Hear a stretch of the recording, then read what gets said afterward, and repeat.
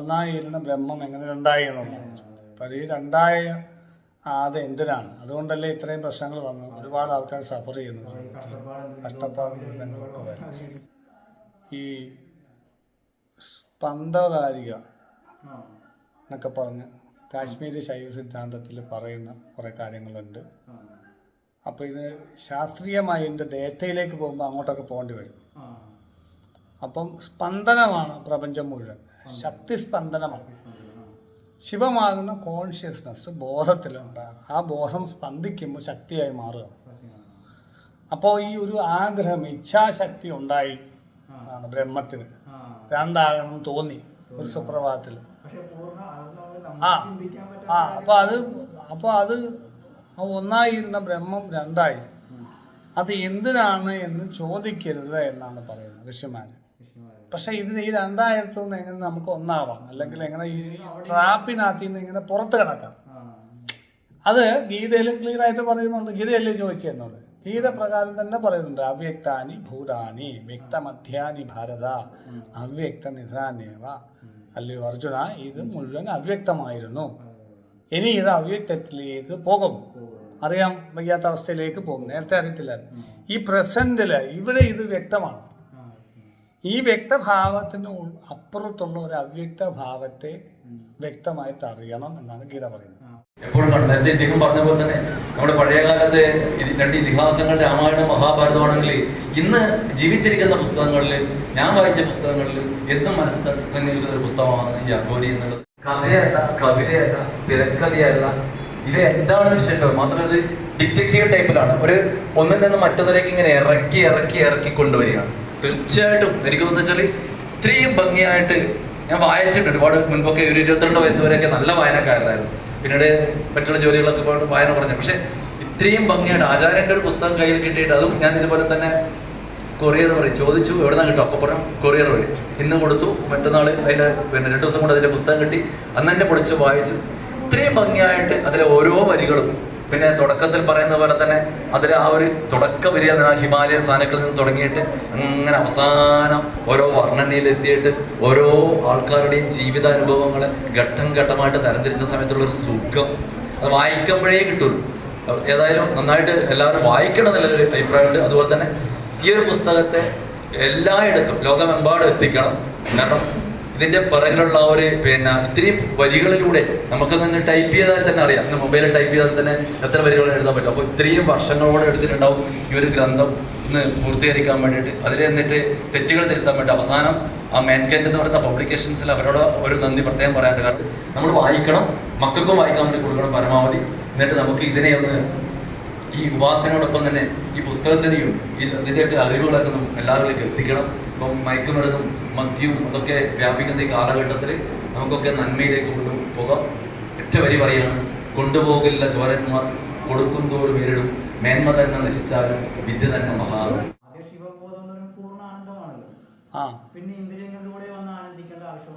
അങ്ങനെ അതിലൊരു ത്രില്ലില്ല. പൂർണ്ണ ആനന്ദമായിട്ട് ആനന്ദിക്കുന്ന ത്രില്ലില്ല. ഇങ്ങനെ കുറച്ച് കഷ്ടപ്പെട്ടിട്ട് സുഖം കിട്ടുമ്പോഴായിരുന്നു ത്രില്ല്. അതാണ് വേദന. ഈ വേദന മാറി കഴിയുമ്പോൾ സുഖമുണ്ട്. വേദന ഇല്ലെങ്കിൽ ആ സുഖമില്ല എന്ന് പറയും.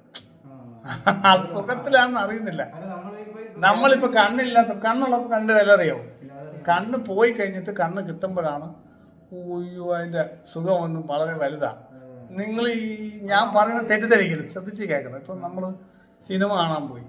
പണ്ടൊക്കെ നമ്മൾ സൈക്കിളിലൊക്കെ സിനിമ കാണാൻ പോയി. സിനിമ കാണാൻ പോയിട്ട് നമ്മൾ സിനിമ തിയേറ്ററിൽ നിന്ന് ഇറങ്ങി വെളിയിൽ വന്നു. കുറച്ച് പേര് ഇങ്ങോട്ട് വന്നപ്പോൾ മൂത്രം ഒഴിക്കാൻ മുട്ടി.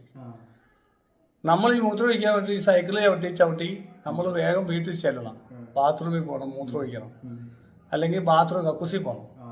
നമ്മളങ്ങനെ വെച്ച് ചവിട്ടി പാടുപെട്ട് വീട്ടിൽ വന്ന് അപ്പി ഇട്ട് കഴിയുമ്പോൾ സുഖമുണ്ട്. അത് വേറെ ഒരിക്കലും കിട്ടത്തില്ല, വേറെ ഒരിടത്തും കിട്ടത്തില്ല എന്ന് പറഞ്ഞ കുട്ടി ഒരു ടെമ്പർ ചെയ്തിട്ട് അത് വിടുമ്പോഴാണുള്ള ഒരു സുഖമുള്ളത്.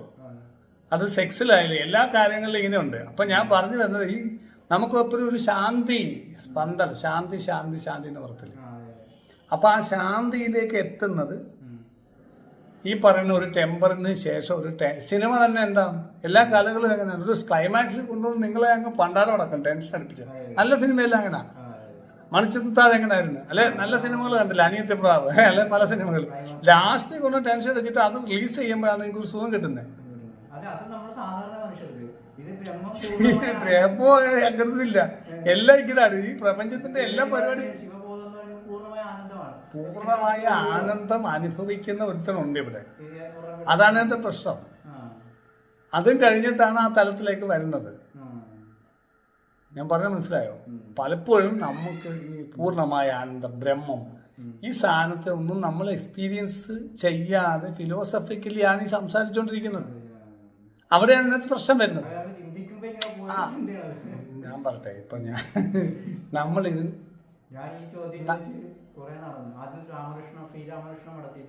എന്തുകൊണ്ടാണ് ഈ ചോദിക്കില്ലെന്ന് പറഞ്ഞാൽ, ഈ വ്യക്തമായ ഭാവത്തിൽ ഈ പ്രസന്റ് വ്യക്തമാണ്. അതാണ് ഗീത പറഞ്ഞത്. ഭാവി ഭൂതം ഇത് അവ്യക്തമാണ്, ഇത് വ്യക്തമാണ്. ഇതിൽ ധ്യാനിച്ചാൽ നമുക്ക് ഇതിന് പുറത്ത് കിടന്ന് സമാധിയിലേക്ക് എത്താം. ഇതിന്റെ പാസ്റ്റ് എന്ന് പറഞ്ഞ സാധനത്തിനെ കുറിച്ച് നമ്മൾ ചിന്തിക്കേണ്ടതാണ് പറയുന്നത്. കാരണം അത് നമ്മളുടെ മൈൻഡിനും ചിന്തകൾക്കും ഭാഷയ്ക്കും ഒക്കെ അപ്പുറമാണ് നോളജ് എടുക്കുന്നത്. മനസ്സിലാവും? നമുക്ക് ചിന്തകളിലൂടെ അറിയാൻ പറ്റുന്ന കാര്യങ്ങൾക്ക് ലിമിറ്റേഷൻ ഉണ്ട്. കാരണം അത് മനോമയ കോശത്തിലുള്ള ചിന്തകൾ എന്ന് പറയുന്നത് എപ്പോഴും പാസ്റ്റോ ഫ്യൂച്ചറോ ആണ്. അതിനൊരിക്കലും പ്രസന്റിൽ വരാൻ പറ്റത്തില്ല. അപ്പൊ പ്രസന്റിലാണ് ട്രൂത്ത് കിടക്കുന്നത്. സത്യം എപ്പോഴും പ്രസന്റിലാണ്, ധ്യാനം എപ്പോഴും പ്രസന്റിലാണ്, ആനന്ദം എപ്പോഴും പ്രസന്റിലാണ്. നിങ്ങൾക്ക് ഫ്യൂച്ചറിൽ നിന്നുകൊണ്ട് ഒരിക്കലും ആനന്ദിക്കാൻ പറ്റില്ല. ടെൻഷനായിരിക്കും, ഭാവി ആലോചിച്ച്. ഭൂതകാലത്ത് നിന്നിട്ടും ആനന്ദിക്കാൻ പറ്റത്തില്ല, അതിന്റെ വിഷമമായിരിക്കും. പണ്ടൊക്കെ എന്ത് രസം, ഇപ്പൊ അങ്ങനെയല്ല. നല്ല ആൾക്കാർ മരിച്ചു ഓർക്കുമ്പോൾ കൂടുതൽ ദുഃഖം. അപ്പൊ ദുഃഖവും ടെൻഷനും ആണ് മനുഷ്യന്റെ അടിസ്ഥാനപരമായ വികാരങ്ങളായിട്ട് നിൽക്കുന്നത് എപ്പോഴും. ഫ്യൂച്ചറും പാസ്റ്റും ആണ് ഇത് രണ്ടും. ചിന്തകൾ എപ്പോഴും ഫ്യൂച്ചറും പാസ്റ്റും. അപ്പൊ ഇന്ദ്രിയങ്ങളിൽ ശ്രദ്ധിക്കുമ്പോൾ നമ്മൾ പ്രസന്റിലേക്ക് വരുമ്പോൾ വിശ്രാന്തിയിലേക്കും ധ്യാനത്തിലേക്കും ആനന്ദത്തിലേക്കും നമ്മൾ വരികയാണ്. അപ്പൊ നമുക്ക് എന്താണ് ആനന്ദം എന്ന് മനസ്സിലാവാൻ തുടങ്ങുന്നത്. ഈ ആനന്ദം മനസ്സിലാക്കുന്ന ഒരാള് ഒരിക്കലും ഇങ്ങനെയുള്ള ക്വസ്റ്റ്യൻസ് ചോദിക്കില്ല. പ്രായോഗികതയുടെ വ്യത്യാസം ഞാൻ പറഞ്ഞത്. ഇപ്പം നിങ്ങൾക്ക് നല്ല സുഖങ്ങളെല്ലാം കിട്ടുന്നുണ്ടെങ്കിൽ നിങ്ങളെ യുദ്ധം ചെയ്യാൻ പറഞ്ഞു വിടാൻ പറ്റത്തില്ല. നിങ്ങൾക്ക് എല്ലാ സുഖങ്ങളും കിട്ടുന്നുണ്ടെങ്കിൽ ഇതെന്താണെന്ന് അന്വേഷിക്കാനുള്ള ഒരു ത്വരയുണ്ടാക്കി. അപ്പൊ നമ്മുടെ ഉള്ളിൽ ആനന്ദം ഉണ്ടെങ്കിൽ അന്വേഷിക്കാൻ തുടങ്ങി. നമ്മള് അത് ഞാൻ പറഞ്ഞു, ശാശ്വത ആനന്ദം എന്ന് പറയുമ്പോൾ അത് പ്രായോഗികതയിലാണ് ഊന്നിയിരിക്കുന്നത്. അപ്പൊ ആനന്ദം ഉള്ള ഒരാള് ഫിലോസഫിക്കലി ചിന്തിക്കൂല. ഒരുപാട് ആനന്ദം ഇല്ലാതാകുമ്പോഴാണ് എനിക്ക് എന്തുകൊണ്ട് ആനന്ദം ഇല്ലാതായി എന്ന് പറയുമ്പോഴാണ് നമ്മൾ അതിനൊരു ബ്ലോക്ക് വരുമ്പോഴാണ് അത് കിട്ടിയില്ലല്ലോ, എന്താ നിന്നോ, കിട്ടിയില്ലല്ലോ. അപ്പൊ എന്ത് പറ്റിയതാ, ചിന്തയിലോട്ട് പോവാം. ആനന്ദിക്കുന്ന ഒരാള് 5 ഇന്ദ്രിയങ്ങളെ പഞ്ചഭൂതങ്ങളിലൂടെ എക്സ്പീരിയൻസ് ചെയ്ത് ഫുൾഫിൽ ചെയ്ത് ആനന്ദത്തിലേക്ക് പോകുന്ന ഒരാളുടെ ചോക്ലേറ്റ് തിന്നുകൊണ്ടിരിക്കുന്ന ഒരാൾ, ആ ചോക്ലേറ്റ് തിന്നുകൊണ്ടിരിക്കുന്ന ആൾ ഒരിക്കലും ഫിലോസഫിക്കലി അതിനെക്കുറിച്ചോ ഒന്നിനെക്കുറിച്ചോ, നല്ല ഫുഡ് കഴിക്കുമ്പോൾ, നല്ല സെക്സ് കിട്ടുമ്പോൾ ആനന്ദമുണ്ട്. അപ്പൊ ഈ ആനന്ദത്തെ അറിയാൻ പഞ്ചഭൂതങ്ങളിലൂടെ പറ്റത്തുള്ളൂ. ചിന്തകൾ പാസ്റ്റും ഫ്യൂച്ചറുമാണ്. അതിന് പഞ്ചഭൂതങ്ങളുമായിട്ട് ബന്ധമില്ല. ഈ ചിന്തയ്ക്ക്, ഒരു ചിന്തയ്ക്കും പഞ്ചഭൂതമായിട്ട് ബന്ധമില്ലെന്ന്. പഞ്ചഭൂതങ്ങളുമായിട്ട് പഞ്ചേന്ദ്രിയങ്ങൾ ബന്ധപ്പെടുമ്പോഴാണ് ധ്യാനം സംഭവിക്കുകയും അതിലൂടെ ആനന്ദം ഉണ്ടാവുകയും ചെയ്യുന്നത്. ധ്യാനം എന്ന് പറഞ്ഞാൽ എന്താണ്? ചിത്തവൃത്തി നിരോധനമാണ് യോഗം. പതഞ്ജലി പറയും യോഗചിത്തവൃത്തി നിരോധനം. അപ്പൊ ചിത്തവൃത്തി എന്ന് പറഞ്ഞാൽ പാസ്റ്റും ഫ്യൂച്ചറുമാണ്. അത് ആനന്ദമായിട്ടൊരു ബന്ധമില്ല, മനസ്സിന്റെ ചിന്തകളാണ്. അപ്പൊ ഇന്ദ്രിയങ്ങൾക്കാണ് നേരിട്ട് ആനന്ദമായിട്ട് ബന്ധം എന്ന് മനസ്സിലായില്ലേ? ഞാൻ നല്ല ഫുഡ് കഴിക്കുമ്പോൾ എനിക്ക് ആനന്ദം ഉണ്ടാകുന്നെങ്കിൽ, നല്ല പാട്ട് കേൾക്കുമ്പോൾ ആനന്ദം ഉണ്ടാകുന്നെങ്കിൽ, ആ ശബ്ദസ്പർശ രൂപരസഗന്ധ തന്മാത്രകൾ പഞ്ചേന്ദ്രിയങ്ങളിലൂടെ അകത്തേക്ക് പ്രവേശിച്ച് ബോധത്തിൽ വന്ന് തട്ടുമ്പോഴാണ് ഈ ആനന്ദം ഉണ്ടാകുന്നത്. അപ്പൊ ഇന്ദ്രിയങ്ങൾ പഞ്ചഭൂതങ്ങളുമായി ബന്ധപ്പെടുമ്പോഴേ ആനന്ദം എന്ന വികാരം ഉണ്ടാവും. ഒരു പ്രേതത്തിന് ആനന്ദം ഉണ്ടാവുന്നില്ല. കാരണം അത് ചിന്തകളാണ്, അത് പാസ്റ്റും ഫ്യൂച്ചറുമാണ്. അതിനൊരിക്കലും ഇന്ദ്രിയങ്ങളില്ലാതെ പ്രസന്റിൽ വരാൻ പറ്റത്തില്ല എന്നുള്ളതുകൊണ്ടാണ് ഒരു ഇന്ദ്രിയം എടുത്ത് ജനിക്കണം എന്ന് പറയുന്നത്. വീണ്ടും മോക്ഷം കിട്ടാണെങ്കിൽ, ആനന്ദ സമാധിയിലേക്ക് എത്തണമെങ്കിൽ ഒരു പ്രേതമായിട്ട് നിൽക്കുന്ന ഒരാൾക്ക് പറ്റത്തില്ല. അവർക്ക് വിട്ടാൽ ഇങ്ങനെ പോകാനേ പറ്റത്തുള്ളൂ. ഇങ്ങനെ ഒന്ന് അവരെ ഉപദ്രവിച്ചുകൊണ്ടിരിക്കും. അവിടെ നിങ്ങൾ തിരിച്ചു വിട്ട് ഇവരെ ഒന്ന് ഉപദ്രവിക്കും. അവർക്ക് അതുപോലും അറിയത്തില്ല. എനിക്ക് ഈ ശരീരത്തൊക്കെ വരുമ്പോൾ പറയും ഞാനിങ്ങനെ എനിക്കിവരെ ഉപദ്രവിക്കേണ്ടെന്നുണ്ട്, പക്ഷെ പറ്റത്തില്ല. അവരിൽ ഒരുത്തനെ ഇങ്ങനെ എന്നെ വിട്ടുകൊണ്ടിരിക്കുക, എന്നെ ഇങ്ങനെ ചെയ്തുകൊണ്ടിരിക്കുക. അപ്പൊ എനിക്ക് ഇവളുടെ കഷ്ടം ഒക്കെ തോന്നുന്നുണ്ട് ഇവളോട്, പക്ഷെ എനിക്ക് ഉപദ്രവിച്ചേ പറ്റൂ. എനിക്കിത് ആദ്യം മനസ്സിലാവില്ല. പിന്നെ ഒരാൾ പറഞ്ഞു, ശരീരത്തിൽ വന്ന ഒരാൾ പറഞ്ഞു, നമുക്ക് ബ്രെയിൻ ഇല്ലാത്തതുകൊണ്ട് നിങ്ങളുടെ കൂട്ടല്ല, നമ്മൾ സ്വേച്ഛയില്ല, സ്വന്തം ഇഷ്ടത്തിനൊന്നും ചെയ്യാൻ പറ്റത്തില്ല. പ്രാണനെ തിരിക്കാനും വളയ്ക്കാനും ഒടിക്കാനും നമുക്കേ പറ്റത്തുള്ളൂ, ശരീരം ഉള്ളവർക്ക്, അല്ലാത്തവർക്ക് പറ്റത്തില്ല. അപ്പൊ പാസ്റ്റിലോ ഫ്യൂച്ചറിലാണ് അവർ നിൽക്കുന്നതെന്നാണ് അവർ പറഞ്ഞത്. എന്നെ ആരാണ്ട കൊന്നു, എനിക്ക് ആരെങ്കിലും കൊല്ലണം. അതാ നിൽക്കുന്നത്. അല്ലാതെ ഈ ശരീരമുള്ള പ്രസന്റ് സാധനമില്ല. ചിന്താലോകം എന്ന് പറഞ്ഞാൽ ഈ പാഷൻ ഫ്യൂച്ചറും ചേരുന്ന.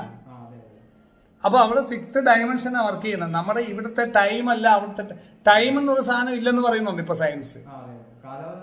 അപ്പൊ ഇവിടുന്ന് നമ്മള് വലിയൊരു ബ്ലാക്ക് ഹോളിൽ നിന്ന് ഇങ്ങോട്ട് നോക്കിയാൽ ഇവിടെ ഡൈനോസർ ഓടി നടക്കുന്ന കാണുന്ന ടൈം സഞ്ചരിക്കുന്ന, പ്രകാശം സഞ്ചരിക്കാൻ എടുക്കുന്ന സമയം, പ്രകാശവർഷം, ലൈറ്റ് ഇയേഴ്സ്. ഈ ടൈം എന്ന് പറഞ്ഞ സാധനം ഡിഫറെന്റ്, ഭയങ്കര കോമഡിയാന്നാ പറയുന്നത്. ടൈം നമ്മൾ പറയുന്നുണ്ടല്ലെന്നാണ്. അതായത് ഇത് സിമ്പിളായിട്ട് പറയാം. അപ്പോൾ ഒരു ബുക്ക് എടുക്കുന്നു, ബുക്ക് എടുത്തിട്ട് നിങ്ങൾ നടുക്കത്തെ പോർഷൻ മുതൽ വായിച്ചു നടുക്ക് വരെ എത്തിയിരിക്കുന്നു. ഫ്യൂച്ചർ ആൾറെഡി പ്രീ ഡിസൈൻഡ് ആണോ അല്ലയോ? ഡിസൈൻഡ് ആണ്. പക്ഷെ നമുക്കറിയാവും, നമുക്ക് ഈ കഥാപാത്രം എങ്ങോട്ട് പോകുമെന്ന് അറിയാവും ഇല്ല. അതാണ് അതിന്റെ രസം നോവൽ വായിക്കുന്നതിന് എന്നൊക്കെ പറഞ്ഞ കൂട്ട് ഒരു സംഗതി ഇവിടെ ഉണ്ട്. കുറെയൊക്കെ ഫുള്ള് ഫ്രീ ഡിസൈൻ ഒന്നും അല്ല, നമ്മൾ പകുതി ഫ്രീ ഡിസൈൻഡ് ആണ്. അപ്പൊ ഞാൻ പറഞ്ഞു വന്നത്, നമ്മളെ സംബന്ധിച്ചിടത്തോളം പ്രസന്റിൽ വന്നെങ്കിൽ മാത്രമേ ഈ ആനന്ദ സമുദ്രത്തിലേക്ക് പ്രവേശനമുള്ളൂ. നമ്മുടെ ആനന്ദപരമായ കോശമായിട്ട് നമുക്ക് ബന്ധപ്പെടാൻ പറ്റത്തില്ല. ഫ്യൂച്ചറിലും പാസ്റ്റിൽ നിൽക്കുന്ന ഒരാൾക്കും ആനന്ദമയ കോശമായിട്ട് ബന്ധപ്പെടാൻ പറ്റത്തില്ല. അതുകൊണ്ടാണ് കഴിഞ്ഞതിനെ എങ്ങനെ ബ്രഹ്മം രണ്ടായെന്ന് ചോദിക്കില്ലെന്ന് പറഞ്ഞത്. അപ്പൊ നിങ്ങൾ പാസ്റ്റിൽ പോയി, അങ്ങനെ ഇല്ലാത്തൊരു പാസ്റ്റിൽ പോയി നിങ്ങൾ ഫിലോസഫിക്കലായി ചിന്താലോകത്ത് പെട്ടുപോയി, അതിൽ കിടന്ന് ഇങ്ങനെ കറങ്ങുവാണ്. ചില സ്ഥലത്ത് ചിലർ കാണിക്കും, ഒരു തീ കുറേ കൂട്ടിയിട്ട് കുറേ ആട്ടും പറ്റത്തെ ഇങ്ങനെ കൊമ്പെ പിടിച്ച് ഫ്രണ്ടിൽ പിടിച്ച് കൊണ്ടുവന്നിട്ട് ഒന്ന് കറങ്ങി ഇങ്ങനെ വന്ന്, അപ്പൊ പുറകിലൊക്കെ ഈ ആട് ഇങ്ങനെ വരും.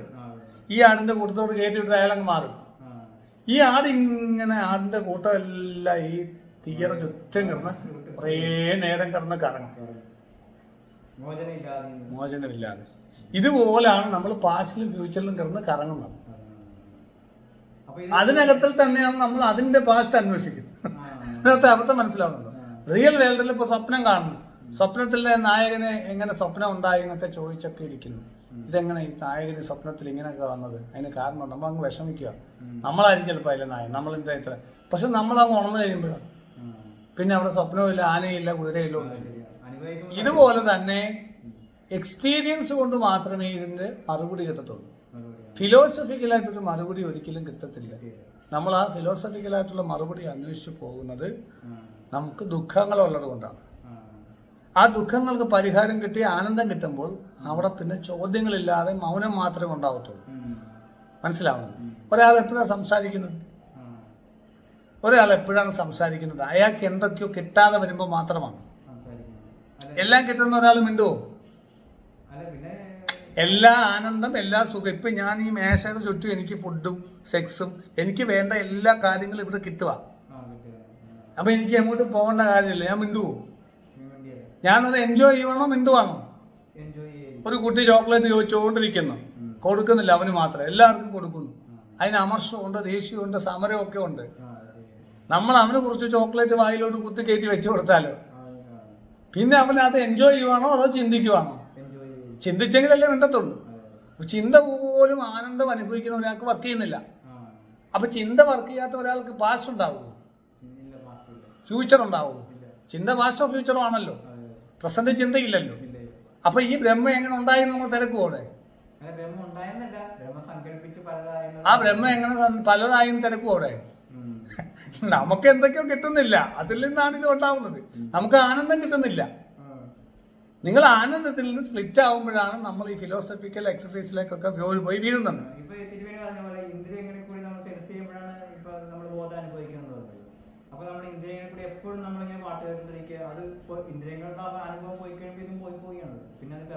അത് ആ ഇന്ദ്രിയങ്ങളുടെ അനുഭവത്തിലൂടെ നമ്മളുടെ ആനന്ദമയ കോശം നമ്മൾ കണ്ടുപിടിക്കണം. അതാണ് സാധന.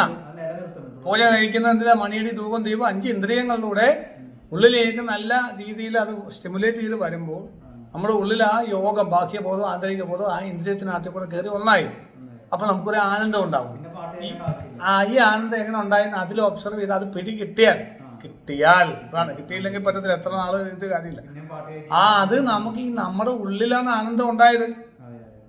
ഒരു സുന്ദരിക്ക് ഒരാൾക്ക് സുന്ദരിയായിട്ട് തോന്നുന്ന ഒരാള് ഇപ്പൊ എനിക്ക് സുന്ദരിയായിട്ട് തോന്നുന്നു, നിങ്ങൾക്ക് ആയിക്കോന്നില്ല.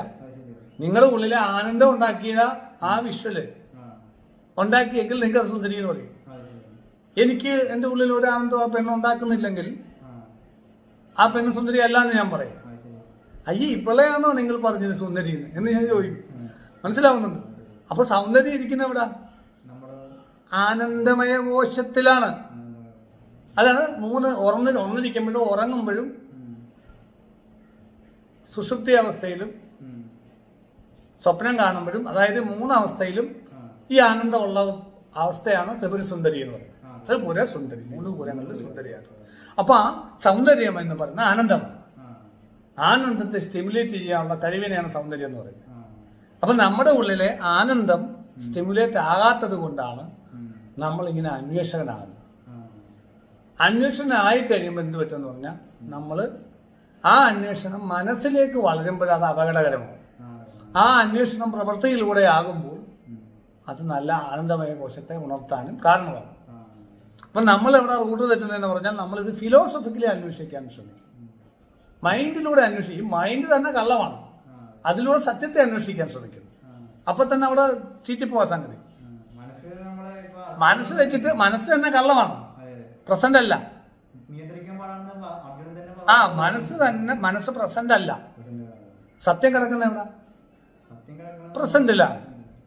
വർത്തമാനകാലത്തിൽ സത്യം കിടക്കുന്നു. മനസ്സ് സത്യമല്ല, കള്ളമാണ്. അപ്പൊ കള്ളത്തിനകത്ത് കൂടെ പോയി എന്നെങ്കിൽ സത്യം കിട്ടും. കള്ളത്തിനകത്ത് കൂടെ പോയാൽ എന്നും കള്ള കിട്ടത്തു, സത്യം കിടത്തില്ല.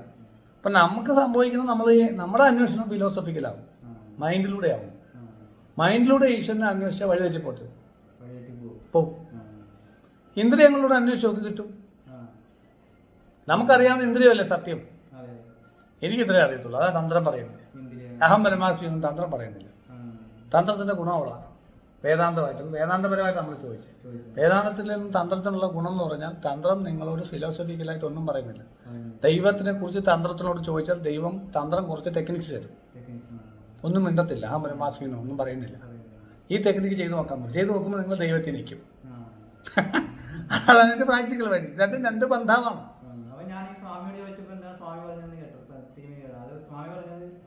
ഈ ഒരു കൊച്ചുകുട്ടി കളിക്കണതിനോട് നമ്മൾ എന്തിനാ കളിക്കണെന്ന് ചോദിക്കുമെന്ന് ചോദിച്ചു. ദൈവം എന്തിനാണ് സൃഷ്ടി നടത്തി വീണ്ടും കർമ്മം ഉണ്ടാക്കി? അത് ഞാൻ ചോദിച്ചതിന് പുള്ളി ഉത്തരം പറഞ്ഞാണ്. അത് കറക്റ്റ്. പുള്ളി സിമ്പിളായിട്ട് പറഞ്ഞാണ്. ഇതാണ് പുള്ളി ഉദ്ദേശിച്ചത് എന്താണ്? ദൈവം ആനന്ദിച്ചുകൊണ്ടിരിക്കാൻ വേണ്ടി കളിക്കുന്നതാണെന്നാണ്. പ്രസന്റിലാണ് ആനന്ദം. അത് തന്നെയല്ലേ ഇതിവിടെ നമ്മൾ പറഞ്ഞത്. ആനന്ദമാണ് ഇതിന്റെ ബേസ്. അപ്പൊ അത് ആ ആനന്ദം പലതായിട്ട് ഇങ്ങനെ കാണപ്പെടുന്നു. അപ്പൊ നമ്മൾ അതിന്റെ ഒരു അടിവേരിലേക്ക് ചെല്ലുമ്പോൾ പൂർണ്ണതയിലാണ്. നമ്മള് ശരിക്കും ശാശ്വതമായ ആനന്ദം അറിയണമെങ്കിൽ മനസ്സ് നിലയ്ക്കണം, മൗനത്തിലേക്ക് വരണം.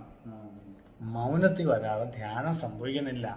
ധ്യാനത്തിൽ കൂടെ മാത്രമേ ഉത്തരങ്ങൾ അനുഭവിക്കാൻ പറ്റത്തുള്ളൂ. അനുഭവിക്കുന്ന ഉത്തരങ്ങളാണോ സത്യം? ചിന്തിച്ച് മനസ്സിലാക്കുന്ന ഉത്തരങ്ങളാണോ സത്യം? അല്ലേ? അപ്പൊ നമ്മളിപ്പോ ശ്രമിച്ചുകൊണ്ടിരിക്കുന്ന എന്തിനു വേണ്ടിയിട്ടാണ്? അല്ല, സ്വയം ആലോചിച്ച് നോക്കാം. നമ്മൾ അനുഭവിക്കാൻ വേണ്ടിയാണോ ശ്രമിച്ചുകൊണ്ടിരിക്കുന്നത്, അതോ നമ്മൾ മനസ്സിലാക്കാനാണോ ശ്രമിച്ചുകൊണ്ടിരിക്കുന്നത്? മനസ്സിലാക്കാനാണ് ശ്രമിച്ചുകൊണ്ടിരിക്കുന്നത്. അപ്പൊ അങ്ങയെ സംബന്ധിച്ചിടത്തോളം ഈ യാത്ര ഒരിക്കലും തീരാൻ പോകും. കാരണം ഓരോ മനസ്സിന്റെ പ്രശ്നം എന്ന് പറഞ്ഞാൽ മനസ്സിന്റെ വർക്കിംഗ് പാറ്റേൺ മനസ്സിലാക്കും. മനസ്സിനോട് നിങ്ങളൊരു ആൻസർ പറഞ്ഞാൽ അത് പുതിയ ക്വസ്റ്റ്യൻ ഉണ്ടാക്കിക്കൊണ്ടിരിക്കും. ഞാൻ പറയുന്നത് ശ്രദ്ധിച്ചു നോക്കണം. ഇപ്പൊ പറയാ എന്താണ് ഈശ്വരൻ? ഞാൻ പറയുന്നു ഇന്നതാണ് ഈശ്വരൻ. ഓ, അതാണ് ഈശ്വരൻ അല്ലേ? പക്ഷെ അതെങ്ങനെ ഈശ്വരനാവും? അപ്പൊ അവിടെ 2 വന്നില്ലേ? അതെങ്ങനെ ഈശ്വരൻ? അല്ല, അപ്പൊ അത് 2 വരുമ്പോ അത് ഒന്നിന്റെ തന്നെ ഭാവമല്ലേ മറ്റേത്? 2 എന്ന് പറയുമ്പോ നേരിലെ 2 ആയിട്ട് കാണാൻ പറയാം. നേരിൽ ഉണ്ടെന്ന് പറയാം, ഇല്ലെന്നും പറയാം. വെട്ടമടിക്കുമ്പോൾ അത് പോകുന്നു. അപ്പോൾ അത് ഉണ്ടായിരുന്നു. മനസ്സിലായോ എന്ന് പറഞ്ഞോട്ടെ? മനസ്സിലായില്ലേ?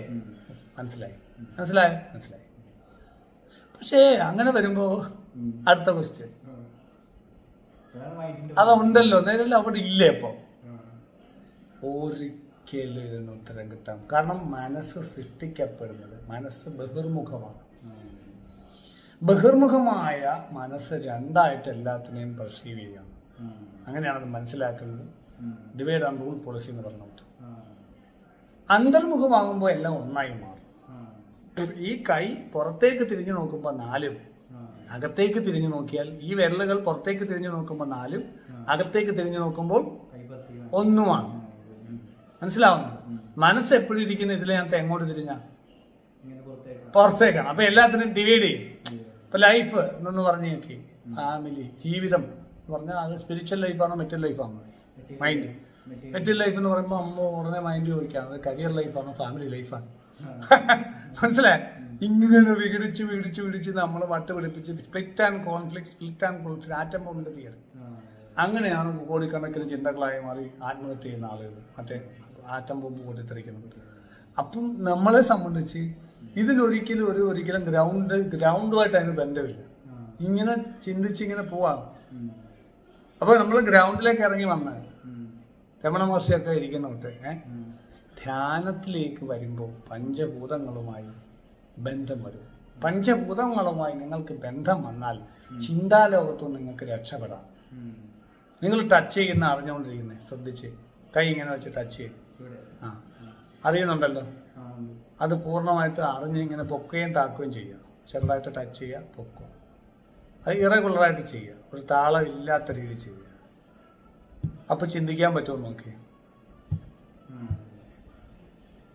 ഇന്ദ്രിയങ്ങളിൽ ശ്രദ്ധിക്കുമ്പോൾ ചിന്തയില്ലാതാവും. ചിന്തകൾ ശ്രദ്ധിച്ച ഇന്ദ്രിയങ്ങൾ അറിയത്തില്ല, വിളിച്ചാൽ അറിയത്തില്ല. ഹലോ, കാഴ്ചയും കേൾവിയൊന്നും വർക്ക് ചെയ്യുന്നില്ല. ഹലോ അല്ലേ? ഇങ്ങനെ ഇരിക്കും. വേറെ അല്ലെങ്കിൽ ആലോചിച്ചായിരിക്കും ഇരിക്കുന്നത്. അപ്പൊ ചിന്ത വർക്ക് ചെയ്താൽ ഇന്ദ്രിയങ്ങൾ വർക്ക് ചെയ്തില്ല, ഇന്ദ്രിയങ്ങൾ വർക്ക് ചെയ്താൽ ചിന്തയും വർക്ക് ചെയ്തില്ല. അപ്പൊ ചിന്ത ഇല്ലാതാക്കണ എന്ത് ചെയ്യണം? ഇന്ദ്രിയങ്ങൾ ആക്റ്റീവ് ആക്കിയാൽ മതി. ചിന്തിക്കരുതെന്ന് വെച്ചാൽ ചിന്ത വരും, പോവും. അത് പോവാതെ വരാതിരിക്കാൻ പ്രിക്കോഷൻ എടുക്കണം. അതിനാണ് സാധനങ്ങൾ ഒരു ഗുരുവിന്റെ അടുക്കാൻ ദീക്ഷ എടുത്ത് ചെയ്യുന്നത്. അപ്പൊ കുഴപ്പമില്ല. യൂട്യൂബ് നോക്കുമ്പോൾ അല്ലേ കുടുങ്ങി പോകുന്നത്. ആ ആഗ്രഹം എങ്ങനെ ഉണ്ടായി എന്ന് പറയാൻ പറ്റുന്നത്. നമുക്ക് ഒന്നാമത് ഈ ക്വസ്റ്റ്യൻ എന്തുകൊണ്ടാണ് ലോകത്തിലെ ഏറ്റവും വലിയ മണ്ടത്തരമാകുന്നത് എന്നാണ് ഞാൻ പറയുന്നത്. ഒരു മനുഷ്യന് എല്ലാം അറിയാൻ പറ്റും എന്നുള്ള ഒരു ധാരണയിൽ നിന്നുകൊണ്ടല്ലേ ഈ ക്വസ്റ്റ്യൻ വരുന്നത്. ഒരു മനുഷ്യനെല്ലാം ലോകത്ത് അറിയാൻ പറ്റും എന്നുള്ള ഒരു അഹങ്കാരത്തിൽ നിന്നാണ് ഈ ക്വസ്റ്റ്യൻ ഉണ്ടാകുന്നത് തന്നെ. എനിക്കിപ്പോൾ പറഞ്ഞു തന്നാൽ മനസ്സിലാവുന്നുള്ളതുകൊണ്ടല്ലേ ചോദ്യം ചോദിക്കുന്നേ. ഞാൻ എപ്പോഴാണ് നിങ്ങളോട് ഈ ക്വസ്റ്റ്യൻ ചോദിക്കുന്നത്? എനിക്ക് നിങ്ങളിത് പറഞ്ഞാൽ മനസ്സിലാവുന്നുള്ളപ്പോൾ, അല്ലെങ്കിൽ ആരും പറഞ്ഞു തന്നില്ലെങ്കിൽ പോലും ഞാൻ എപ്പോഴെങ്കിലും എനിക്കിത് മനസ്സിലാവുന്നുള്ളൊരു പ്രതീക്ഷയിലാണ് ഞാൻ ഈ ക്വസ്റ്റ്യൻ ചോദിക്കുന്നത്. പക്ഷെ ആ ക്വസ്റ്റ്യൻ വരുന്ന അങ്ങേയറ്റം മണ്ടത്തരത്തിൽ നിന്നാണ് പറയാൻ കാരണം ഞാൻ മനസ്സിലാക്കുന്നില്ല എനിക്കിതെല്ലാം അറിയാൻ പറ്റത്തില്ലെന്നുള്ളൂ. എനിക്കിതെല്ലാം അറിയാൻ പറ്റുമെന്നാണ് വിചാരിക്കുന്നത്. ഞാൻ പറഞ്ഞാൽ മനസ്സിലാവുന്നുണ്ടോ? നമുക്ക് അറിയാൻ വയ്യാത്ത എന്തെല്ലാം കാര്യങ്ങളാണ് ഈ പ്രപഞ്ചത്തിലുള്ളത്. ഇപ്പോഴും സയൻസിന് അറിയാൻ വയ്യാത്ത എന്തെല്ലാം കാര്യങ്ങളാണ് ഈ പ്രപഞ്ചത്തിലുള്ളത്. എത്ര കോടി ഗാലക്സികളുടെ ഇടയിലാണ് നമ്മൾ നിൽക്കുന്നത്. ഇവിടുന്ന് എത്ര ലൈറ്റ് ഇയേഴ്സ് കഴിഞ്ഞാണ് അടുത്ത ഗാലക്സി. അവിടൊക്കെ ജീവനുകളുണ്ട്.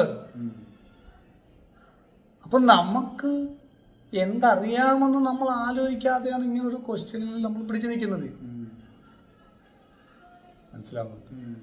അപ്പൊ നമ്മൾ മൈൻഡിന്റെ ലോകത്ത് ട്രാപ്പഡായി പോവും. അവിടെ ഒരിക്കലും അതിന് ഫ്രീ ആവാൻ പറ്റത്തില്ല. കാരണം മനസ്സിനൊന്നും അറിയാൻ പറ്റത്തില്ല.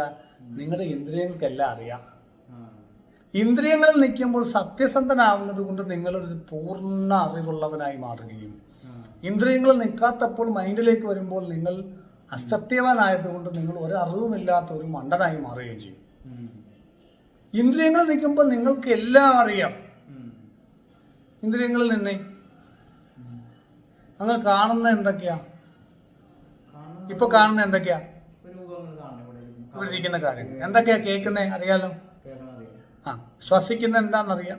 ടച്ച് ചെയ്യുന്ന എന്തോന്നറിയാവോ? എന്തൊക്കെയാണ്? കസേരയിൽ ടച്ച് എന്തോ അറിയാൻ വയ്യാത്ത, അറിയാൻ വയ്യാത്ത, അത് ചിന്തിക്കുമ്പോഴാണ് പിന്നെ അറിവില്ലായ്മ വരികയാണ്. നിങ്ങൾ ചിന്തിക്കുമ്പോൾ ഒരു മണ്ടനായി തുടങ്ങുന്നു, ഒരു പൊട്ടനായി തുടങ്ങുന്നു. അറിവില്ലാത്ത ഒരു പൂച്ചയെ നിങ്ങൾ കണ്ടിട്ടുണ്ടോ? അതിന് ജീവിക്കാൻ വേണ്ടൊക്കെ അതിനറിയാം. അറിവില്ലാത്ത ഒരു പട്ടിയെ കണ്ടിട്ടുണ്ടോ? എന്നാൽ അറിവില്ലാത്ത മനുഷ്യനെ നിങ്ങൾക്ക് കാണാൻ പറ്റും. പശു ചാണകം ഇടണോ വേണ്ടോ എന്ന് ആലോചിക്കുന്ന കണ്ടുണ്ടോ എപ്പോഴെങ്കിലും? എന്നാൽ കക്കൂസി പോണോ വേണ്ടോ എന്ന് ആലോചിക്കുന്ന മനുഷ്യനെ കാണാൻ പറ്റും. പോണോ വേണ്ടയോ? നിങ്ങൾ ഒരു സത്യസന്ധനാണെങ്കിൽ ഒരു മൃഗമായി മനുഷ്യന്റെ മൃഗീയതയിലേക്ക് വന്നാൽ നിങ്ങൾ അറിവുള്ള ആളാണ്. അറിവില്ലാതാവുന്നത് ചിന്തിക്കാൻ തുടങ്ങുമ്പോൾ മുതല. എൻ്റെ വാസന എനിക്കറിയാൻ വയ്യ എങ്കിൽ ഞാൻ ഫെയിലിയർ ആവും.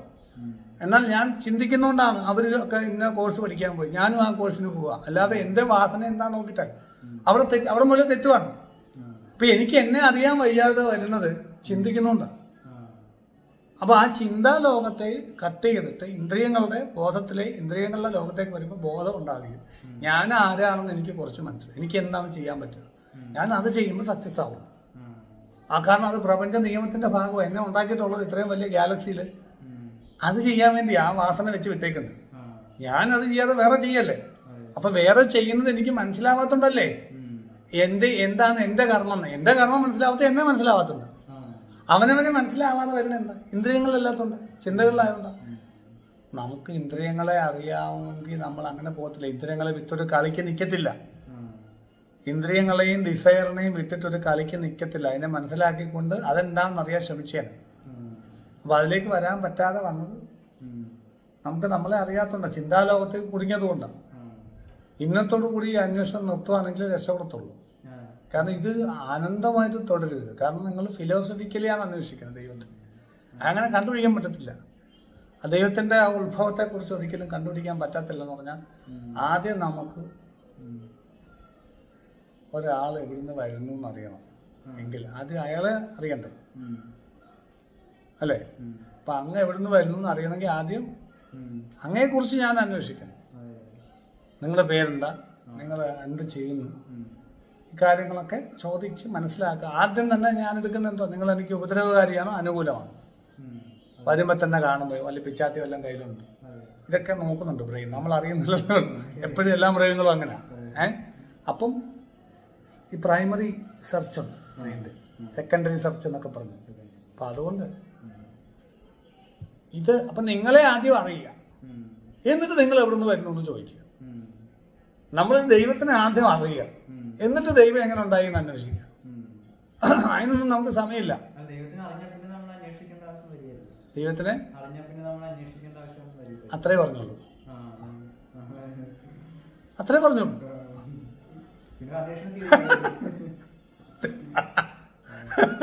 അത്രേ പറഞ്ഞുള്ളൂ, അത്രേ പറഞ്ഞുള്ളൂ. ആ, നമ്മൾ ദൈവത്തെ അറിയാതെയാണ് ഞാൻ ദൈവത്തെ അന്വേഷണം നടക്കുന്നത്. ആ പറഞ്ഞ മനസ്സിലായോ? പ്രായോഗികമായി അന്വേഷിക്കുക. സെർച്ച് പ്രായോഗികമാകട്ടെ, ഫിലോസഫിക്കലാവാതിരിക്കുക. ആ പ്രശ്നം ഞാൻ വഴിതെറ്റി, നമ്മളെ വഴിതെറ്റിക്കും ഇങ്ങനെയുള്ള സാധനം. നമ്മൾ ഇങ്ങോട്ട് പോകേണ്ടത് നമ്മളെ ഇങ്ങോട്ടാക്കും. എന്നാൽ ഇങ്ങോട്ട് പോയാൽ നമ്മൾ അടിപൊളിയാവും, നമ്മളെ നേരെ ഓപ്പോസിറ്റ് സൈഡിലോട്ട് വരും.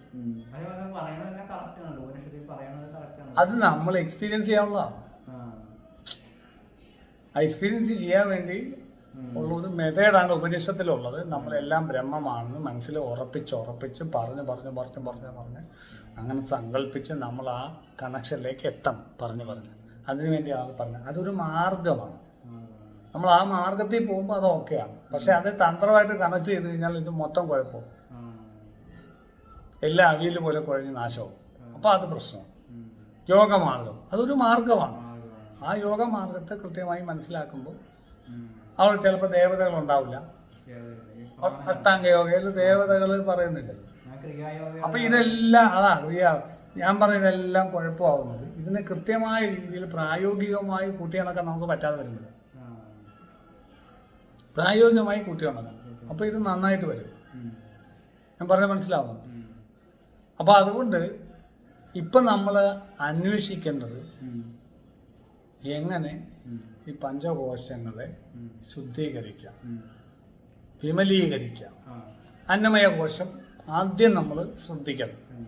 ഞാനിപ്പോ കുറെ നാളായിട്ട് വെജിറ്റേറിയൻ ആണ്. ആ നമ്മൾ വെജ് കഴിച്ചാലും നോൺ വെജ് കഴിച്ചാലും നമ്മൾ അന്നമയ കോശം ഹെൽത്തി ആയിട്ടിരിക്കും. എന്നെങ്കിലല്ലേ ഈ അന്വേഷണമൊക്കെ പറ്റൂ, ഈശ്വര അന്വേഷണമൊക്കെ. അപ്പോൾ ആദ്യം അന്നമയ കോശം ശരിയാക്കണ്ടേ? അപ്പോൾ അതുകൊണ്ട് സൂര്യനമസ്കാരം, പ്രാണായാമം, വിഷമില്ലാത്ത വിഷമില്ലാത്ത ആഹാരങ്ങൾ, വിഷമില്ലാത്ത ആഹാരങ്ങൾ. അപ്പം അത് നോൺ വെജ് ആവുക എന്നുള്ളതല്ല, ഒഴിവാക്കുക എന്നുള്ളതല്ല ഞാൻ ഉദ്ദേശിക്കുന്നത്. കുഴപ്പമില്ല, തന്നെ അത് വിട്ടുപോകും. ആ തന്നെ വിട്ടുപോകും. തന്നെ വിട്ടുപോകുമ്പോൾ അല്ലാതെ നമ്മൾ മസിൽ പിടിച്ച് ഇരുന്നിട്ടും കാര്യമില്ല. ഫുള്ളായിരിക്കും. അത് കഴിഞ്ഞ് മനോമയം പവർഫുള്ളാവും. അതിന് സൈക്കോളജിക്കൽ അഫർമേഷൻ പോലുള്ള കാര്യങ്ങൾ, മനസ്സിന് ഭഗവത്ഗീത പോലുള്ള കാര്യങ്ങൾ, പ്രായോഗികമായിട്ടുള്ള കാര്യങ്ങൾ. അത് പ്രാണമയ കോശം. അത് കഴിഞ്ഞ് അടുത്തത് അവിടെ ദേവതകൾ, ഇപ്പോൾ കണ്ട കൂട്ടുള്ള ദേവതകളുടെ ഉപദ്രവങ്ങൾ, നെഗറ്റീവ് ദേവതകളുടെ ഉപദ്രവങ്ങൾ ഇല്ലാതിരിക്കാൻ പോസിറ്റീവ് ദേവതകളെ അക്യുമുലേറ്റ് ചെയ്ത് വെക്കണം. അതിനാണ് ജപം ചെയ്യുന്നത്. വിജ്ഞാനമയത്തിന് വേണ്ടി, അതായത് പ്രാണനെ അറിയാൻ വേണ്ടിയിട്ട്, പ്രാണൻ നെഗറ്റീവ് ആണോ പോസിറ്റീവ് ആണോ, പട്ടിക്കൊക്കെ ബാധയുള്ളവരെ കണ്ടാൽ അറിയാം കുരയ്ക്കുണ്ടോ, വല്ല കെമിക്കലൈസ്ഡ് ഫുഡ് കണ്ടാൽ അറിയാം. പ്രാണനെ വിട്ടിട്ട് അറിയാം. പ്രാണമയ കോശത്തിൽ അറിവുള്ളവനാകുമ്പോൾ മനസ്സ് സ്റ്റോപ്പാവണം. മനസ്സിൽ കൂടെ അന്വേഷിക്കുന്ന ആൾ എപ്പോഴും അവിടെ നിൽക്കുന്നേ ഉള്ളൂ. പ്രാണമയ കോശത്തിലോട്ടോ വിജ്ഞാനമയത്തിലോട്ടോ വരുന്നില്ല. കാരണം അയാൾ മനസ്സിൽ കൂടെയാണ് ഈശ്വരനെ അന്വേഷിക്കുന്നത്. ഞാൻ പറഞ്ഞാൽ മനസ്സിലാവുന്നുണ്ട്. അവിടെ സ്റ്റക്കായി പോകും. അവിടുന്ന് മനസ്സ് സ്റ്റോപ്പായെങ്കിൽ പ്രാണനെ അറിയാൻ പറ്റത്തുള്ളൂ ഒരാളെ. ഞാനിപ്പോൾ അങ്ങയെക്കുറിച്ച് ചിന്തിച്ചുകൊണ്ടിരിക്കുവാണെങ്കിൽ ഒബ്സർവ് ചെയ്യാൻ പറ്റുമോ? പറ്റുമോ? ഇല്ല. എൻ്റെ മനസ്സിൽ നിങ്ങളെക്കുറിച്ച് ഇങ്ങനെ ചിന്തിച്ചു, നിങ്ങൾ പറഞ്ഞ കാര്യമൊക്കെ ഇങ്ങനെ ആലോചിച്ച് ഒബ്സർവ് ചെയ്യാൻ പറ്റത്തില്ല. രണ്ടും ഓപ്പോസിറ്റ് ഡയറക്ഷനാണ്. ഒബ്സർവ് ചെയ്യാനോ ചിന്തിക്കാൻ പറ്റത്തില്ല. ഒബ്സർവ് ചെയ്യുകയാണെങ്കിൽ ഞാൻ നിങ്ങളെ ഇങ്ങനെ ഒബ്സർവ് ചെയ്യും. എനിക്ക് ദർശനം കിട്ടുകയാണ്. നിങ്ങൾ ആരാണ്, എന്താണ്. പ്രാണനെ കൊണ്ടാണ് ദർശനം കിട്ടുന്നത്, അറിവ് കിട്ടുന്നത്. ആ അറിവാണ് നമ്മളെ ഗുണപ്പെടുത്തുന്നത്, സഹായിക്കുന്നത്. അപ്പം വിജ്ഞാനമയ കോശം ആക്റ്റീവ് ആവും അങ്ങനെ ഒബ്സർവ് ചെയ്യുന്നു. പ്രാണം നെഗറ്റീവ് ആണോ പോസിറ്റീവ് ആണോ എന്നൊക്കെ ബോഡി ലാംഗ്വേജിന് ഫുഡ് കണ്ടാൽ പോലും നമുക്ക് മനസ്സിലാവും. ഞാൻ പറഞ്ഞാൽ മനസ്സിലാവുന്നുണ്ട്. അപ്പോൾ അന്നമയം, മനോമയം, പ്രാണമയം, വിജ്ഞാനമയം വരെയായി. ഇത്രയായി കഴിഞ്ഞാൽ കർമ്മഫലങ്ങളിൽ നിന്ന് മോചനമാണ്. നമ്മൾ ചെയ്യുന്ന പ്രാണനെ പോസിറ്റീവായിട്ട് കറക്കാൻ പറ്റുന്നു, നമ്മുടെ ഇഷ്ടത്തിന് കൊണ്ടുവരാൻ പറ്റും. അപ്പം ആനന്ദമയ കോശം ആക്റ്റീവ്, ഹാപ്പിനെസ് ബോഡിയിലെത്തി. ഇത് കുറച്ചുകൂടെ എക്സ്റ്റെൻഡ് ചെയ്ത് സമാധിയായി. ഇത്രേ ഉള്ളൂ. ഇത് കുറച്ചുകൂടെ ഹയർ ലെവലിലേക്ക് വരുമ്പോൾ സമാധിയായി. ഇതാണ് നമ്മുടെ ഉപാസനയുടെ സ്ട്രക്ചർ. അതാണ് ശ്രീവിദ്യ പഞ്ചകോശ ശുദ്ധി സാധന എന്ന് പറയുന്ന ഈ സാധനാ പദ്ധതി. മനസ്സിലാവുന്നത്? ശ്രീവിദ്യ പഞ്ചകോശ ശുദ്ധി സാധന എന്ന് പറയുന്ന ഈ ശ്രീവിദ്യ പദ്ധതിയുടെ പ്രത്യേകത. ഇത് നമ്മൾ ഈ പഞ്ചകോശ ശുദ്ധിയാണ് ഉദ്ദേശിക്കുന്നത്. അപ്പോൾ ആ പഞ്ചകോശ ശുദ്ധി എങ്ങനെ ഉണ്ടാക്കിയെടുക്കാം, അതാണ് നമ്മൾ അന്വേഷിക്കേണ്ടത്. ഇത്രയും ചെയ്യുന്നതിനിടയ്ക്ക് എവിടെയെങ്കിലും നമ്മൾ ഫിലോസഫിക്കലി അപ്രോച്ച് ചെയ്തോ? ഫിലോസഫിക്കലി അപ്രോച്ച് ചെയ്തില്ലല്ലോ. ദൈവത്തെക്കുറിച്ച് നമ്മൾ ഫിലോസഫിക്കലി സംസാരിച്ചിട്ടില്ല. എന്നാൽ നമ്മൾ അറിയാൻ ശ്രമിക്കുന്നുണ്ട്. നമ്മൾ പലതും അറിയുന്നുണ്ട്. പുതിയ പുതിയ ലോകത്തെ അറിയുന്നുണ്ട്. പുതിയ പുതിയ എക്സ്പീരിയൻസുകൾ അറിയുന്നുണ്ട്. ഇതാണ് അതിൻ്റെ റൂട്ട്, മറ്റതല്ല. ഇത് അറിയുമ്പോൾ എന്താണ്, ഇത് കറക്റ്റാണെന്ന് പറയാൻ കാരണം ഇത് അറിയുമ്പോൾ സന്തോഷം കൂടും, ക്ലാരിറ്റി വരും, ചിന്തകൾ കുറയും. ഇത് അറിയും തോറും. മറ്റേത് നമുക്ക് കൺഫ്യൂഷൻ കൂടും, ചിന്തകൾ കൂടും. ഫിലോസഫിക്കലി പോകുമ്പോൾ ചിന്ത കൂടും, ദേഷ്യം വരെ വന്നിട്ട്. അപ്പൊ അത് ക്ലാരിറ്റി. അത് ദേഷ്യം വന്നിട്ട് കിട്ടുന്നുമില്ല ഇതിന്റെ ആൻസർ. ഒരു വല്ലാത്ത ആളുകൾ പറയുന്നത് മനസ്സിലാവുന്നുമില്ല. അത് ഈ പല്ലി മനസ്സിലാവാൻ അവർക്കിത് മനസ്സിലായിട്ടില്ല. അതുകൊണ്ടാണ് അവർ കോംപ്ലിക്കേറ്റഡ് ആയിട്ട് പറയുന്നത്. അപ്പൊ കൂടുതൽ പ്രശ്നമോ, കൂടുതൽ കോംപ്ലിക്കേറ്റ് ആകുമ്പോൾ ചോദിക്കത്തില്ലല്ലോ. പക്ഷെ അങ്ങനെയല്ല, സിമ്പിളാണിത്. ഇത് നമ്മള്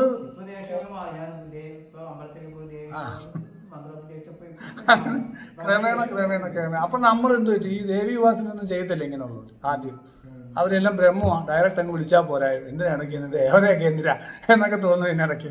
ഇതൊക്കെ വലിയ കുഴപ്പമാണ്. അപ്പൊ ഈ വാദം പിടിച്ച് ദുരിതപ്പെട്ടിട്ട് അവിടെ പെട്ടുപോകും. അപ്പൊ അവിടെ ദേവി ഉപാസനയൊക്കെ ചെയ്ത് ഒരു എനർജിയൊക്കെ ഉണ്ടാക്കിയപ്പോൾ പ്രാണമയ കോശത്തിൽ വിൻ ചെയ്യും. അങ്ങനെ നമ്മളൊരു ഉയർന്ന തലത്തിലേക്ക് സ്റ്റെപ്പ് ബൈ സ്റ്റെപ്പായിട്ട് കയറി വരാൻ പറ്റും, അല്ലേ? അവിടെ നമുക്ക് ഇത് മനസ്സിലാവും. നമ്മൾ ഈ പ്രാണൻ നിയന്ത്രിക്കപ്പെടുന്നത്, പോസിറ്റീവായിട്ട് കറങ്ങുന്നത് സ്നേഹം കൊണ്ടാണെന്ന് മനസ്സിലാവും ഒരു ഘട്ടം കഴിയുമ്പോൾ. അപ്പൊ സ്നേഹത്തിന് വലിയ ഇമ്പോർട്ടൻസ് വരും. അപ്പം നമ്മൾ ഈശ്വരീയതയായിട്ട് ഭയങ്കരമായിട്ട് അടുക്കും. ഭക്തി വരും. ഭക്തി എന്ന് പറഞ്ഞാൽ ഈ ദേവതയോടുള്ള സ്നേഹമാണ്. കാരണം ഈ സ്നേഹം ഉള്ളപ്പോൾ പോസിറ്റീവ് ബ്രെയിൻ കെമിക്കൽ വർക്ക് ചെയ്യും. അപ്പം ഈ ബാധയ്ക്കൊന്നും കയറാൻ പറ്റത്തില്ല. അപ്പൊ ഈ ബാധയൊന്നും കയറാൻ പറ്റത്തില്ല. അപ്പൊ മനസ്സിനൊരു സുഖം കിട്ടും. അവിടെ നിന്നാണ് ഒരാൾ ഇത് മനസ്സിലാക്കാൻ തുടങ്ങുന്നത്, ഈ പ്രാണമയകോശമൊക്കെ. അപ്പൊ ദേവതയെ മനസ്സിലാക്കുമ്പോൾ പ്രാണമയകോശം മനസ്സിലാവും. ദേവത വൈബ്രേഷൻ ആണല്ലോ. അപ്പൊ മനസ്സിലാവും ഇതൊക്കെ നെഗറ്റീവ് ആണെന്നും നെഗറ്റീവ് മനസ്സിലാക്കാൻ പറ്റത്തുള്ളൂ. നെഗറ്റീവിൽ നിൽക്കുന്ന ആൾ നെഗറ്റീവ് പോസിറ്റീവായിട്ടാണ് തോന്നും. നമ്മുടെ സെർച്ചിങ് പാറ്റേൺ മാറ്റണം, അന്വേഷണത്തിന്റെ രീതി മാറ്റണം, ഫിലോസഫിയിൽ പ്രാക്ടിക്കാലിറ്റിയിലേക്ക് എത്തണം. അല്ല അതിൽ ഇതിപ്പോ നോക്കിയോ, ഇതിങ്ങനെ നിൽക്കുക. ഇതിങ്ങനെയാണ് പ്രപഞ്ചം. ഈ പ്രപഞ്ചത്തിലൊരു ഉറുമ്പ് ഇവിടെ നിൽക്കുന്നത്. ഈ ഉറുമ്പ് മേളിലാണോ താഴെയാണോ? സൂര്യൻ ഇവിടെ നിൽക്കുവാണെങ്കിൽ അത് വെച്ചിട്ടല്ലേ ഈ പറയുന്നത്.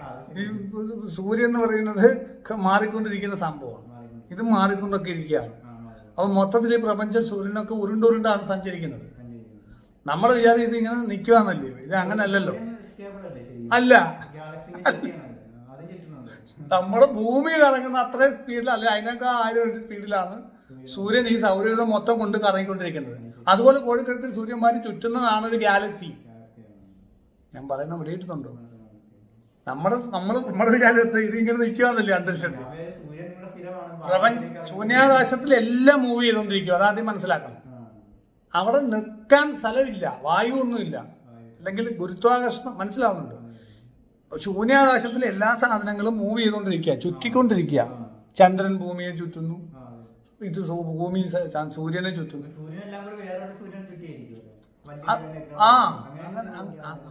അത് ബ്ലാക്ക് ഹോള്, ഗാലക്സിയുടെ നടുക്കുള്ള ബ്ലാക്ക് ഹോളിനെ ഇതെല്ലാം ചുറ്റിക്കൊണ്ടിരിക്കുന്നത്. വേറെ സൂര്യന്, അങ്ങനെ അതുപോലെ സൂര്യന്മാരെല്ലാം കൂടെ വേറെ സൂര്യൻ, അങ്ങനെ വന്നിട്ട് ഇതെല്ലാം കൂടെ ഒരു ബ്ലാക്ക് ഹോളിനെയാണ് ചുറ്റിക്കൊണ്ടിരിക്കുന്നത്. അതിന് വേറെ എന്തെങ്കിലുമൊക്കെ ചുറ്റിക്കൊണ്ടിരിക്കുകയാണ്. ഈ നെബുലയെ ചുറ്റിക്കൊണ്ടിരിക്കുക ഈ ഗാലക്സികൾ മൊത്തത്തില്. ഗാലക്സി സ്ഥിരമല്ല. അതാ ഈ പറഞ്ഞ് നമുക്കിതൊന്നും ഒന്നും അറിയാൻ വയ്യ. നമ്മൾ ഈശ്വരൻ എങ്ങനെ ഉണ്ടായി എന്ന് ആലോചിക്കുന്നതെന്ന് മറക്കരുത്. അതുപോലും അറിയാൻ വയ്യ നമ്മൾ ഈശ്വരനെ. ആര് പറഞ്ഞു ഈശ്വരനുണ്ടെന്ന്? ആരാ പറഞ്ഞു ഈശ്വരനൊന്നും ഇല്ലെന്ന്? ഈശ്വരൻ ഇല്ലെന്ന്. ഈശ്വരൻ പറഞ്ഞ് നിങ്ങൾ എന്താ ഉദ്ദേശിക്കുന്നത്? എന്നാ പിന്നെ ഞാനും തിരുമേനി ഇതെന്ന് പറഞ്ഞാ പോലെ ഈശ്വരൻ പറയുന്നത് എന്തിനാ? പരീക്ഷത്തല്ലേ, അതൊരാൾക്ക് തോന്നുന്ന എഴുതി വെച്ചേക്കുന്നതല്ലേ. ഇതൊക്കെ ഉണ്ട് കേട്ടോ. ഇതൊക്കെ നമുക്ക് മനസ്സിലാക്കാനുള്ള, അതാണ് ഞാൻ അങ്ങനെ പറഞ്ഞത്. ഇത് നമുക്ക് എക്സ്പീരിയൻസ് ചെയ്യാനുള്ള, നമുക്ക് ചർച്ച ചെയ്യാനുള്ള അല്ല വിഷയമേ അല്ലത്. കാരണം ചർച്ച ചെയ്ത് മനസ്സിലാക്കാനൊന്നും പറ്റുന്ന കാര്യമല്ല ഇത്. നമുക്ക് എന്താണ് എക്സ്പീരിയൻസ് ചെയ്യുന്നത് അത്ര നമുക്കറിയണം. അത് കൂടി കൂടി കൂടി വരണം, സമാധി വരെ പോകണം. അപ്പോൾ നമുക്ക് ഈ അറിവ് കൂടി കൂടി കൂടി വരും. ഇതിനിടയ്ക്ക് ചിന്തയ്ക്കൊന്നും ഒരു പ്രസക്തിയില്ല. ദർശനങ്ങൾക്ക് മാത്രമേ പ്രസക്തിയുള്ളൂ. ആ ദർശനത്തെ ഉദ്ദീപിക്കാൻ വേണ്ടി നമുക്ക് എന്തെങ്കിലുമൊക്കെ ചിന്തിക്കാവുന്നല്ലോ. ഒരു ഈ തേങ്ങാപ്പൂത്തിന് വീരിടുന്നതുകൊണ്ട് നമുക്ക് ദർശനങ്ങളെ ഉദ്ദീപിക്കാൻ അനുഭവങ്ങളെയും ചിന്തകളെ ഉപയോഗിക്കാവുന്നല്ലോ. കട്ടി കൂടുന്നുണ്ടെങ്കിൽ പറയണം, പറഞ്ഞ് മനസ്സിലാവുന്നുണ്ട്. ദർശനങ്ങളെ, നമ്മുടെ ഉള്ളിലുള്ള ഉൾക്കാഴ്ചകളെ ഒക്കെ ഉണർത്താൻ വേണ്ടിയിട്ട് നമുക്ക് ചിന്തകളെയും അനുഭവങ്ങളെയും ഉപയോഗിക്കാം. നമുക്ക് വേണ്ടത് ദർശനങ്ങളാണ്. അത് നമ്മുടെ ബോധതലം ഉണരുന്നതിൻ്റെ സിമ്പലാണ്. ദർശനം ഉണ്ടാകുന്നത്. ദർശനം കൂടി കൂടി പൂർണ്ണ ബോധമാകുന്നു. അപ്പോൾ പൂർണ്ണ ആനന്ദം ഉണ്ടാകുന്നു. ഇതാണ് അതിൻ്റെ സ്ട്രക്ചർ. അപ്പം നമ്മുടെ അഴുക്ക് മാറുകയാണ്, തെറ്റിദ്ധാരണകൾ മാറുകയാണ്. ഞാൻ ശരീരമാണെന്നുള്ള തെറ്റിദ്ധാരണ മാറും എനർജി ഫീൽഡിൽ വരുമ്പോൾ. ഇങ്ങനെ ഇത് മാറി മാറി മാറി അഴുക്ക് മാറി വരുമ്പോൾ പ്രകാശം അവിടെ ഉണ്ട്. ആൾറെഡി പ്രകാശത്തെ മറച്ചിരിക്കുമായിരുന്നു. അല്ല, പ്രകാശം പുതുതായിട്ട് ഉണ്ടാക്കേണ്ടതല്ല, അത് മാറി മാറി വരുന്നതാണ്. ഇത് സ്വയം അനുഭവത്തിൽ വരണ്ടേ? ഫിലോസഫിക്കലി പോയാൽ എവിടെ ചെന്നില്ലും 10 വർഷം 20 വർഷം കഴിഞ്ഞാലും ഫിലോസഫിക്കലി ഒരു സ്റ്റെപ്പ് പോലും വെക്കാൻ പറ്റത്തില്ല ആത്മീയതയിൽ. വിഷായിപ്പോത്തേ ഉള്ളൂ. ഇങ്ങനെ നടക്കാം. എന്നാൽ ഒരു ഉപാസന ചെയ്തിട്ട് ഒരു കുറച്ച് നാൾ ഉപാസന ചെയ്യാവും. 41 ദിവസം ഉപാസന സ്ട്രോങ് ആയിട്ട് ചെയ്താൽ തന്നെ നമുക്ക് എന്താണ് പ്രാണമയ കോശം നോക്കാനെങ്കിലും പറ്റും. ഇങ്ങനത്തായിരിക്കും ഇത് കിടക്കുന്നത്. അതൊരു 10 വർഷം ഫിലോസഫിക്കൽ പോയ ആളിന് ചിലപ്പോൾ അത് കിട്ടിക്കൊള്ളുന്നില്ല. 41 ദിവസം ആത്മാർത്ഥമായിട്ട് ദേവി ഉപാസന ചെയ്യുന്ന ആളിന് കിട്ടുന്ന നോളജ്. അതാണ് അവിടെ വേണ്ടത്. ഞാൻ പറഞ്ഞാൽ മനസ്സിലാവുന്നുണ്ട്. മറ്റേത് പിടിച്ച് പോത്തേ ഉള്ളൂ. കൺഫ്യൂഷനാണ്, ഒറ്റപ്പെടൽ വരും, ഭ്രാന്ത് പിടിക്കുന്ന അവസ്ഥ വരും എന്നുള്ളതല്ലാതെ ഇതൊന്നും പ്രാക്ടിക്കലി മനസ്സിലാക്കാൻ പറ്റത്തില്ല. അനന്തം അജ്ഞാതം അവർണ്ണനീയം. അതിങ്കലേകാണ്ട് ഒരിടത്ത് നിന്നും കഥയൊന്നുണ്ട്. അവിടെ വന്നിട്ട് നമ്മളിതൊന്നും ചർച്ച ചെയ്യേണ്ടത് എനിക്ക് എങ്ങനെ പ്രശ്നങ്ങൾ എങ്ങനെ മാറ്റാം, ഇതാണ് ഒന്നാമതൊരാൾ അന്വേഷിക്കേണ്ടത്. ഇനിയിപ്പോൾ കുറച്ച് പ്രശ്നങ്ങളുണ്ട്, ഈ പ്രശ്നങ്ങൾ എങ്ങനെ മാറ്റണം? അത് തീർച്ചയായിട്ടും പറ്റും, അറിയാൻ എല്ലാവർക്കും പറ്റും. മനുഷ്യനായിട്ട് പറഞ്ഞ എല്ലാവരുടെയും അവകാശമാണ് അറിയണം, എക്സ്പീരിയൻസ് ചെയ്യണം. ചെറുതായി മനസ്സിലായി എക്സ്പീരിയൻസ് ചെയ്യും. പ്രാണനെ അറിയും, അറിഞ്ഞറിഞ്ഞ് വരും. അപ്പോൾ പ്രാണമയ കോശം എന്ന് പറയുന്നത് അടിയിലെ മേളിൽ നിന്നൊക്കെ നമ്മൾ കൗണ്ട് ചെയ്യണമെന്നാണ്. നമ്മളിപ്പം അന്നമയത്തിൽ നിന്ന് കൗണ്ട് ചെയ്യുക, ഈ ലോകത്തൊന്ന് കൗണ്ട് ചെയ്ത് സമാധി വരെയുള്ള ആനന്ദമയ കോശം വരെ കൗണ്ട് ചെയ്യുവാണെങ്കിൽ അന്നമയം ഇതാണ്, അടുത്തത് പ്രാണമയമാണ്. മനസ്സ് എന്ന് പറയുന്നത് എക്സ്റ്റേണൽ ഓർഗനാണ്.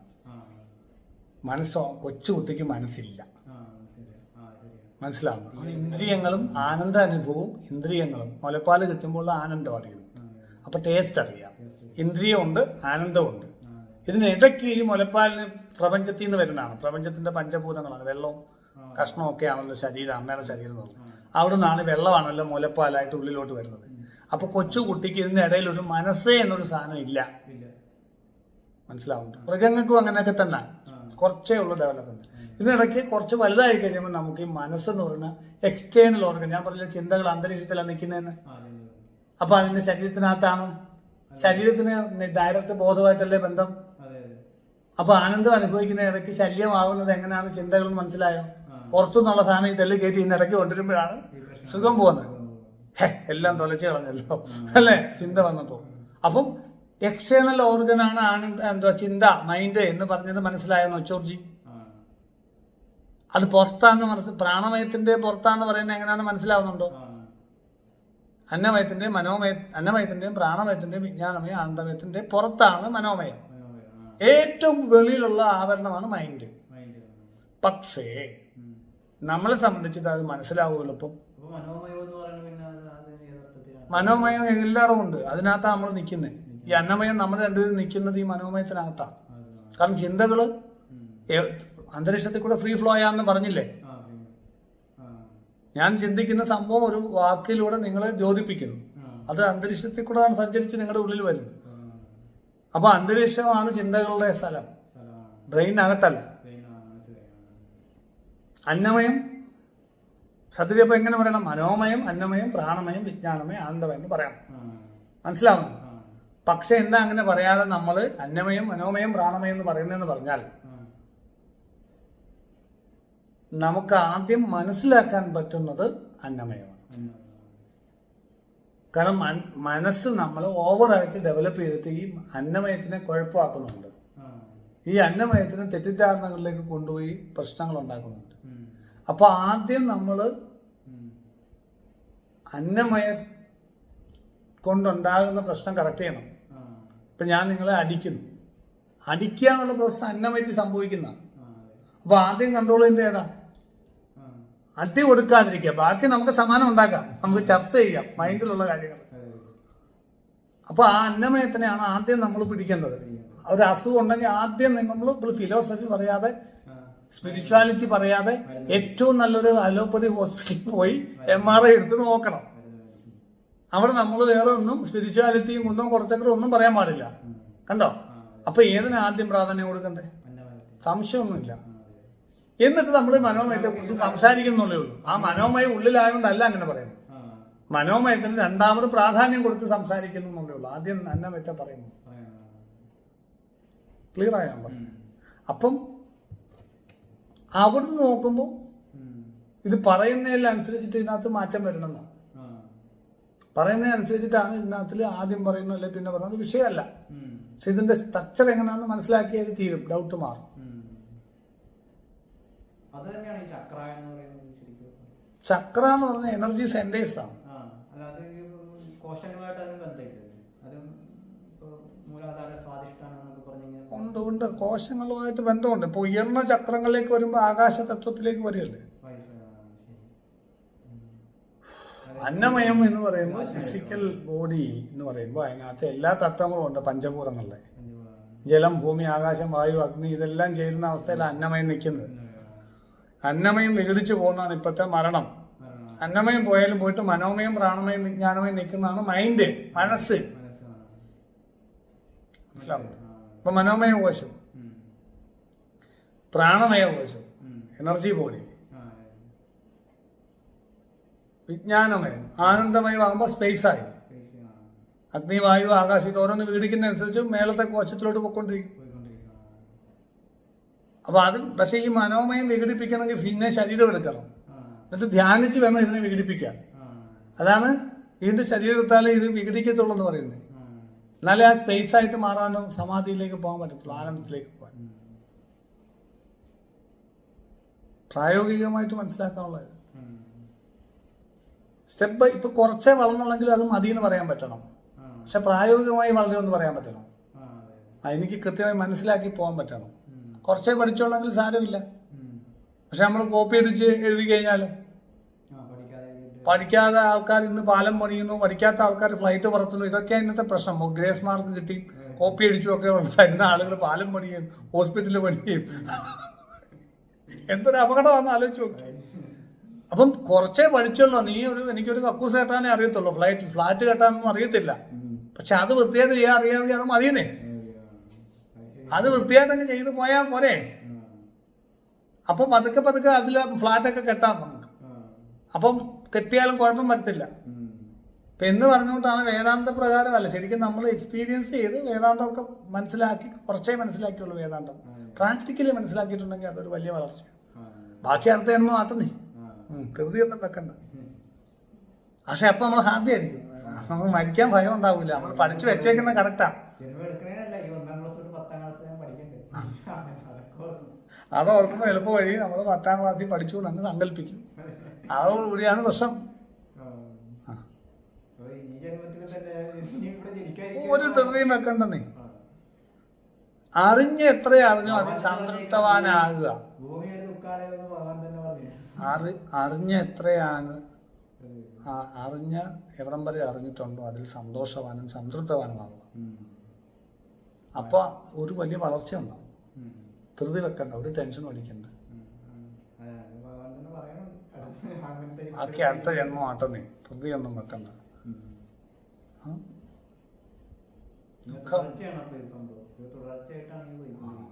സംശയമൊന്നുമില്ല. നമ്മളിതെല്ലാം ഇപ്പൊ വേണമെന്ന് വെക്കുമ്പോൾ നമുക്ക് ഇനിയിപ്പത്തെ ഈ ഭൂമി വന്ന ദുരിതങ്ങൾ അനുഭവിക്കാൻ വയ്യ, ഈ ജന്മം കൊണ്ട് എല്ലാം തീരണം എന്ന് നിർബന്ധം പിടിക്കണ്ട. ആഗ്രഹിക്കുന്നത് തെറ്റില്ല, അതിന് വേണ്ടി വർക്ക് ചെയ്യുന്നതിലും തെറ്റില്ല. പക്ഷെ അത് നിർബന്ധം പിടിക്കുമ്പോൾ നമ്മൾ എളുപ്പ വഴി ചെയ്യാൻ പോവും. 10ാം ക്ലാസ്സിലാണെന്ന് വിചാരിച്ചങ്ങ് സങ്കല്പിച്ചൊക്കെ പ്രവർത്തിക്കുക, ഇത് വലിയ കുഴപ്പമാവും. അത്രയും ധൃതി നമുക്ക് ആവശ്യമുണ്ടോ? സത്യസന്ധമായി പോയാൽ പോരെ. സത്യസന്ധമായി പോയാൽ വേഗം ചിലപ്പോൾ ഈ ജന്മം തന്നെ ഇതൊക്കെ നടക്കും, സമാധി വരെ. ഇല്ലെങ്കിൽ ഇതാണ് വിദൂര ഭാവിയിൽ പോലും നടക്കാൻ ചാൻസ് ഇല്ല. 10 ജന്മം എടുത്താലും ഈ കള്ളത്തരം കാണിച്ചു കഴിഞ്ഞാൽ പറ്റില്ല, അല്ലേ? ബ്രഹ്മം, ഈശ്വരൻ എന്നൊക്കെ ഉച്ചരിക്കണമെങ്കിൽ പോലും സത്യം പറയുന്ന ആളിന് ഭയം ഉണ്ടാവും. എന്താ കാര്യം? അറിയത്തില്ലെങ്കിൽ അറിയാൻ പറ്റത്തുമില്ലെന്നുള്ള സത്യം. ഈ അന്വേഷകൻ ഇല്ലാതാകുമ്പോൾ ഇതവിടെ ഉണ്ട് ഈശ്വരൻ.